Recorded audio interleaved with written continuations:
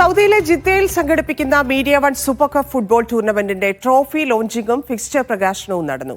ഈ മാസം 23-നാണ് മത്സരങ്ങൾക്ക് തുടക്കമാവുക. 8 ടീമുകൾ പങ്കെടുക്കുന്ന മത്സരം Olympic വില്ലേജിലാണ്.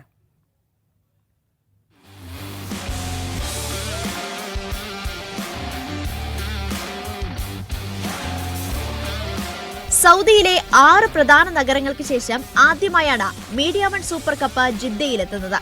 Calf logistics company managing director Anees Mannathan, media one Saudi operations manager Rashid CH എന്നിവർ ചേർന്നാണ് ടൂർണമെന്റിന്റെ ട്രോഫി പ്രകാശനം ചെയ്തത്.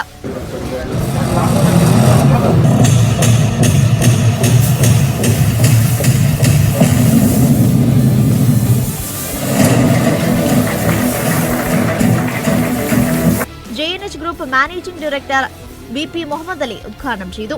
ടൂർണമെന്റിലെ മത്സരക്രമങ്ങളുടെ നറുക്കെടുപ്പ് പ്രായോജകരായ പ്രതിനിധികൾ നിർവഹിച്ചു.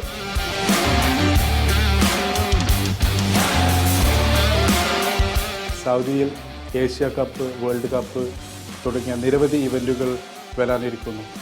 ഇതിൻ്റെ ഭാഗമായിട്ട് മീഡിയ വൺ നമ്മുടെ കമ്മ്യൂണിറ്റിയെ ഇതിൽ പങ്കെടുപ്പിക്കുക എന്നുള്ള ഒരു ഭാഗമായിട്ട് ജിദ്ദയിൽ സൂപ്പർ കപ്പിന് വേദിയാവുകയാണ്.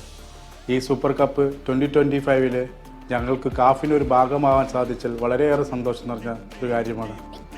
ഇതിൽ പങ്കെടുക്കുന്ന എല്ലാ ടീം അംഗങ്ങൾക്കും മീഡിയ വൺ ടൂറിനും കാഫിൻ്റെ എല്ലാ വിജയാശംസകളും നേരുന്നു.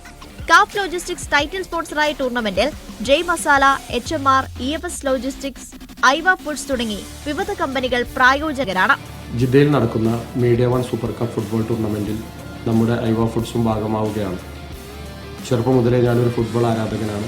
ഇതിൽ പങ്കെടുക്കാൻ സാധിച്ചതിൽ വളരെയധികം സന്തോഷമുണ്ട്. ഒക്ടോബർ 23 മുതൽ തുടങ്ങുന്ന മത്സരങ്ങൾ ജിദ്ദ ഒളിമ്പിക് വില്ലേജ് സ്റ്റേഡിയത്തിലാണ് നടക്കുന്നത്.